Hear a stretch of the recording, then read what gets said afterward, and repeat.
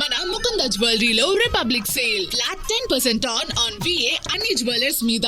నూతన branches Jubilee hills మరియు వైజాగ్ లో అతి త్వరలో ప్రారంభం. తెలంగాణ గుండె చప్పుడు వినిపించిన బలగం తర్వాత వేణు ఎల్దెండి తీస్తున్న మరో sensation Yellamma. Devi Sri Prasad music director కాదు, ఈసారి డప్పు కొట్టే హీరో. పొడవాటి జుట్టు, గడ్డం, ఊర మాసులు గ్లిమ్స్ చూస్తేనే అర్థమైపోతుంది. ఇది DSP లైఫ్ లోనే కాదు, టాలీవుడ్ లోనే ఒక షాకింగ్ ఎంట్రీ. ఇక సినిమా కూడా చకచక పరుగులు పెట్టేస్తుంది కూడా. కానీ అనుకోకుండా ఒక ఇష్యూ ఇప్పుడు సినిమా కంటే పెద్ద డిబేట్ గా మారిపోయింది. మరి ఇంతకీ ఆ ఇష్యూ ఏంటో, నెట్టింట ట్రోలింగ్ అంతలా ఎందుకు అవుతుందో చూసిద్దామా.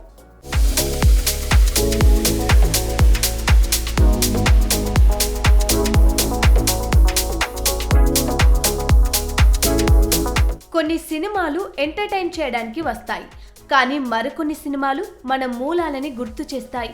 అదుగో అలాంటి సినిమానే బలగం. ఈ సినిమాతో ఫ్యామిలీ ఎమోషన్స్ ని పీక్స్ లో చూపించిన వేణు ఇప్పుడు అదే మట్టిలో నుంచి ఎల్లమ్మని బయటికి తీయడానికి రెడీ అయిపోయాడు. ఈసారి కథ కాదు, ఒక నమ్మకం, ఒక ఆచారం, ఒక దేవత.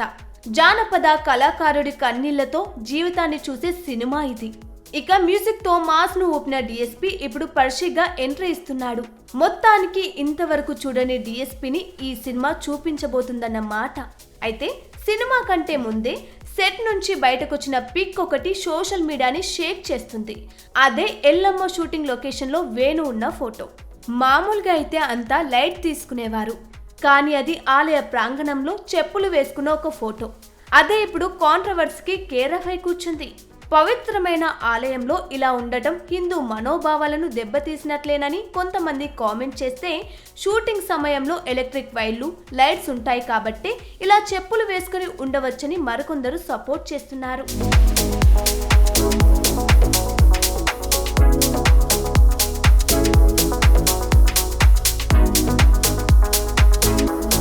అయితే ఇష్యూ ఇంత హీట్ ఎక్కినా వేణు రియాక్షన్ ఇవ్వకుండా తన పని తాను చేసుకుపోతుండడం విశేషం. ఏదేమైనా ఒక్కటి మాత్రం క్లియర్, ఈ ఇష్యూతో ఎల్లమ్మపై క్రేజ్ డబుల్ అయింది.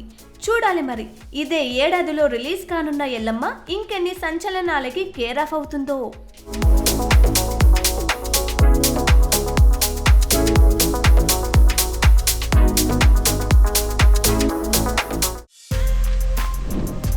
For more videos like this, subscribe Big TV channel.